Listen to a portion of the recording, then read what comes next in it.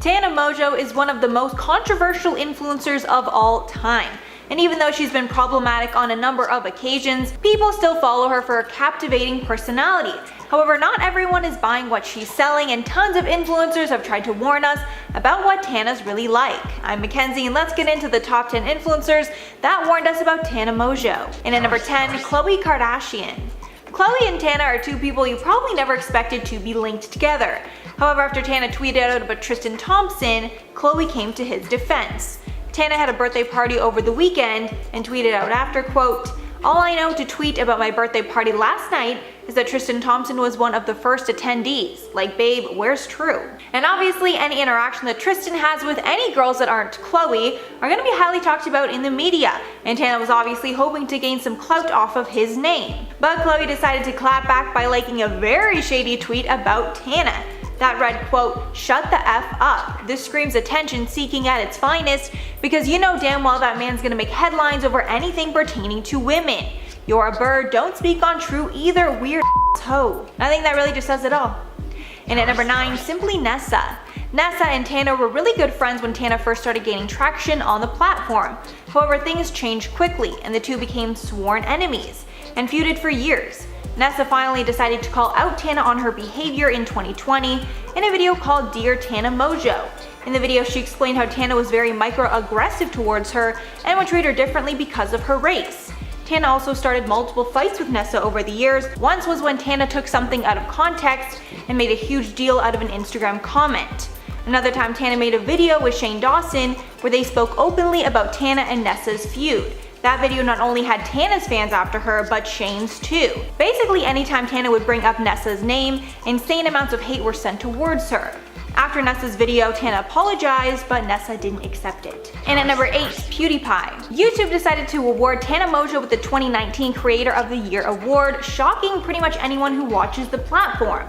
Many people spoke out against the choice, saying she didn't deserve to win the award.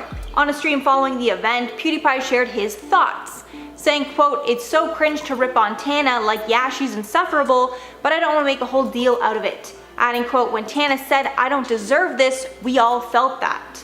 But that's not all, he took some more digs at her, saying, quote, "She's so humble, she doesn't feel like Creator of the Year, she's so down to earth, she's just like us. No, you literally don't deserve it, that's why you feel like that." Felix then went on to say that all award shows are BS anyways, and he's not mad because it really doesn't mean anything, but I mean, that shade was pretty deadly. And at number 7, Bella Thorne. These two have a long and complicated history, and it's difficult to pinpoint why exactly they hate each other, but all you need to know is that they do.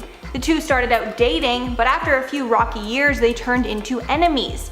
In the beginning, many people thought Tana was just clout chasing Bella because she got a lot of clout off of the relationship. However, Tana always denied this. Only months after the two broke up, Tana got engaged to Jake Paul, to Bella's dismay. And Bella didn't keep this a secret and posted online about how mad she was. After this, the two got into another feud when Bella made a song about Tana called SFB, which stands for Stupid Effing B. One of the lyrics in the song is, quote, "You wanted me for clout, and I should have thrown you out." So maybe Bella thinks Tana was actually clout chasing after all. And at number 6, Brooke Schofield. Tana made a YouTube story time about Brooke called "I Caught My Best Friend Hooking Up With My Man." In the story, Tana basically explains that after a party, she caught her BFF and the guy that she was dating hooking up in the movie theater room of her house. Tana never named who the person was, but in typical Tana fashion, she included so many details about the person in the story that everyone figured out who was pretty quickly. And the BFF in the story was Brooke. However, Brooke tried to clear things up in her own video where she exposed some holes in Tana's story. Apparently, the only reason that Brooke even started talking to the guy in the first place is because Tana started heavily pursuing someone that Tana knew that Brooke was interested in. And Brooke felt that she wanted to get back at Tana, even though Brooke claims that she never actually hooked up with the guy. Halfway at number 5, Billie Eilish. Tana decided to make the best of a bad situation when she made an entire video about the fact that Billie Eilish decided to unfollow her. We're not sure why Billie decided to follow Tana in the first place, but it was most likely because Tana made a YouTube video copying Billie's style. But after Tana announced her engagement to Jake Paul, Billie commented on the photo, quote, "Ew and yikes." Tana then DM'd Billie asking if she was coming to their wedding, to which Billie replied, just no. After all that shade, Billie decided she was done seeing Tana on her timeline and decided to unfollow. Tana then decided to make an overly dramatic video about the situation, ensuring that she used the event for clout. And at number 4, Jordan Morona. Jordan Morona was Tana's manager for most of her career, but they recently parted ways. Before they split, Jordan was featured on Tana's MTV reality TV show, and he made her look terrible. In one of the episodes, Jordan takes her to the doctor because she has a horrible cough, and the whole time she's trying to leave and making light of the situation, even saying that she was going to smoke as soon as she left the doctor's office. Then later on, there's an episode where Tana launches a perfume, but she sleeps in through the launch date, and Jordan is left scrambling to work it out. Even though Jordan put the weight of the launch on his back, Tana wasn't appreciative whatsoever, and even threw the whole thing in his face later. After the episodes aired, Tana's fans trashed her, and she was forced to apologize. And at number 3, James Charles. If you've heard the name Tana Mongeau, you've probably also heard about TanaCon, the disastrous convention that she threw that left her in one of her biggest scandals ever. At that time, one of the biggest influencers speaking out against the event was James Charles, who at the time was actually really good friends with Tana.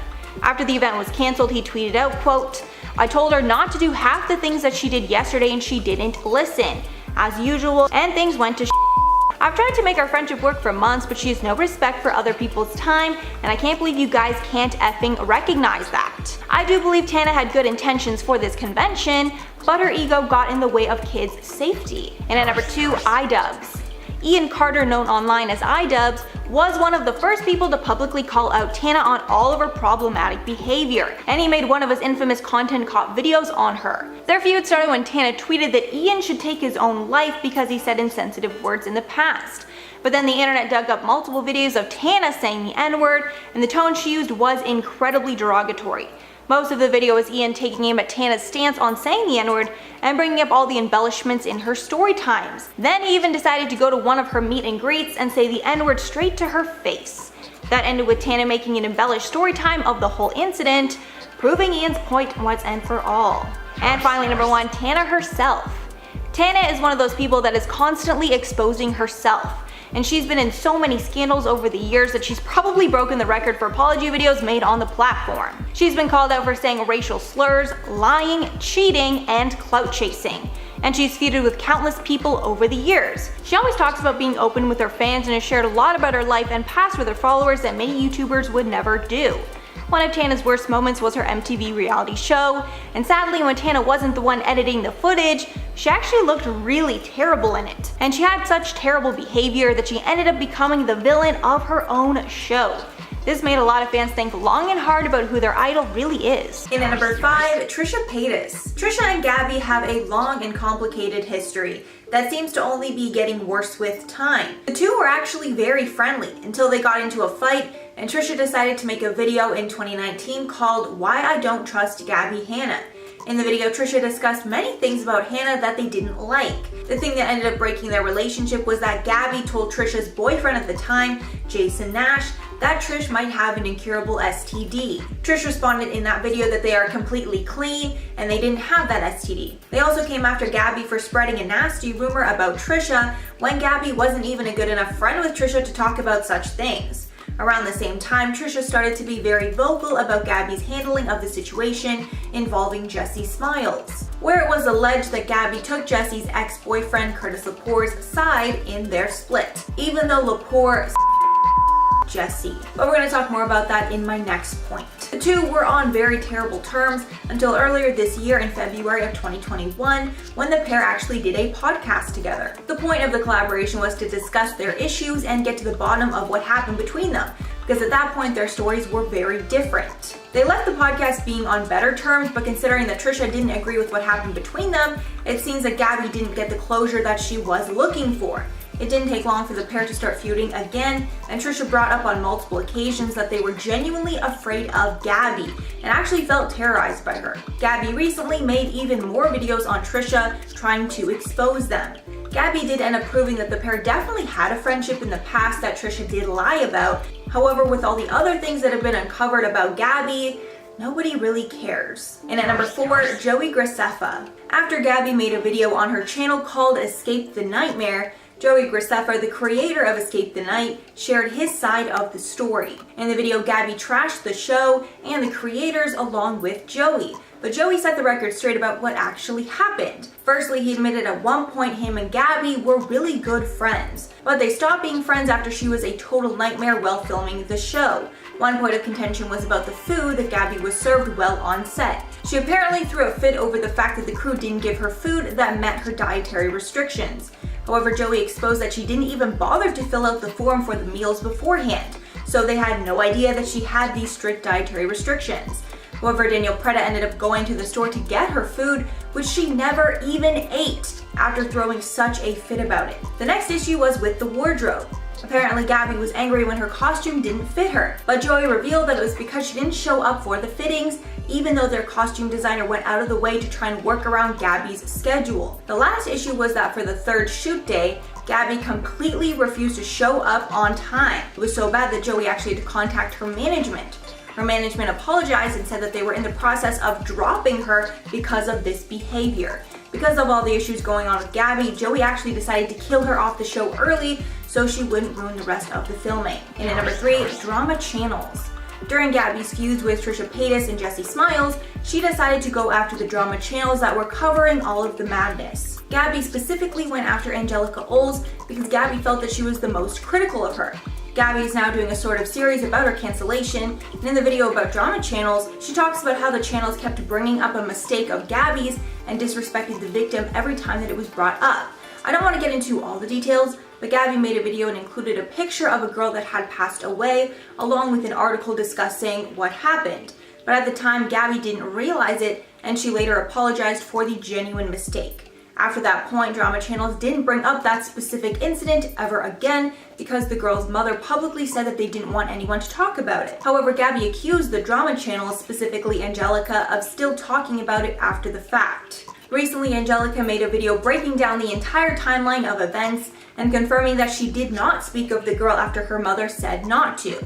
Angelica also explained that when drama channels criticized Gabbie, they generally just talked about her feuds with Trisha and Jessie, not about this incident. Basically exposing Gabbie for lying and proving that Gabbie made up this whole story just to take some of the heat off her for her other problematic things that she's done. Angelica also exposed that Gabbie told one channel, Ready to Glare, to make a public apology because that's what the family wanted, even though the mother recently revealed that she never even asked for that.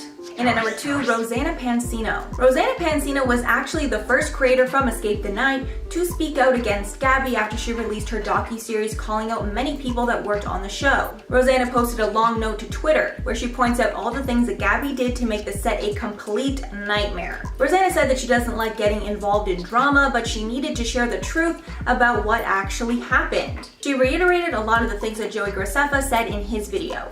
That Gabbie didn't show up to the wardrobe fittings, she didn't fill out the dietary restrictions card before coming to set, and that Danielle Preda ended up leaving set just to get her food that met her restrictions. Something else Rosanna brought up was that during a press day, Gabbie yelled at one of the PAs and called her a dumb C word because the person gave her an updated set time that was 10 minutes different than the one they originally gave her. Rosanna ended off the note saying that Gabbie was the quote most difficult, mean, and selfish person that she'd ever met on set. And since Rosanna is known for being unproblematic and well liked by everyone, people trusted her word. And finally at number 1, Jessie Smiles. The drama between Gabbie and Jessie is definitely the most complicated. Jessie and Gabbie used to be best friends when they were both getting popular on Vine, but they had a falling out and stopped being friends. Around the same time, Jessie was SA'd by her ex-boyfriend, Curtis Lepore, who was also a large creator on Vine. Jessie ended up taking him to court and won. However, during the time when the authorities were trying to get to the truth, Gabbie seemed to tweet out in support of Curtis and against Jessie. Gabbie also allegedly collaborated with Curtis after Jessie's allegations became public. All of this turned the public entirely against Gabbie. However, Gabbie vehemently denied all of this for years and claimed that she never spoke with Curtis after the allegations. Gabbie also says that she never publicly defended him. After years of back and forth over what happened, it's become clear that Gabbie definitely tweeted that she didn't fully believe the allegations when Jessie came out with them. She even revealed this in a private phone call that Jessie leaked online. In the call, Gabbie spoke about a friend that she knew that was accused of SA, and it ruined his life. However, it was later revealed that the person that accused him lied. So Gabbie basically paralleled this situation to the one with Curtis and Jessie and admitted that at first she didn't fully believe Jessie. However, she still says that she didn't support Curtis. For the last few years, all that Jessie's wanted is for Gabbie to admit that she was wrong and actually apologize for what she said. But Gabbie just keeps denying that she did anything wrong. So that's all for the list, guys. Let me know your thoughts below. And if you watch any of Gabbie's new series, let me know what you think about it. It's super long, so I haven't watched a lot of it. I watched like a tiny bit, and it's very, very long, I'll just say that. Before I go, I'm going to shout out some comments from my video on Jake and Tana fighting Austin. Seth freaking Roland said, Austin versus Jake in a boxing match. I don't care, take my money. I feel like a lot of people feel the same way. I think Jake really wants the fight to happen, but Austin is being a little wishy-washy. Maybe that'll be happening soon. And Sarah Jennifer said, look amazing, Mackenzie. Thank you so much. And Just Jojo said, hi loves, hope you have a great weekend coming up. We're about to head on vacay for 7 days and all girls. That sounds so fun. I hope you have a great time. I'm actually moving this weekend. I think actually by the time you see this video, I will be moved. I'm moving into an apartment alone. I'm very excited about it. I'll probably be posting stuff on my Instagram if you want to see that. Alright guys, that's all for the video today. Thanks so much for sticking around if you made it all the way here. If you liked the video and want to see more, make sure to like and subscribe to the channel below. I've been your host, Mackenzie Smith. Make sure to check us out on social media, and I'll catch you all in the next one. Wherein it was alleged that Gabbie took even though Lepore SA'd Jessie, but we're going to talk about that.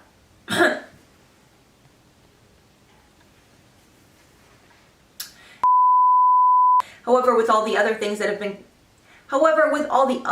been, the next issue was wardrobe. Apparently Gabbie was angry when, Gabbie was angry when,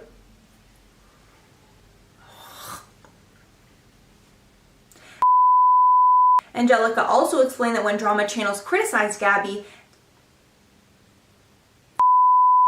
she reiterated a lot of the things that Joey Kersefa said in his. Rosanna ended off the note saying that Gabbie was the quote Rosanna ended up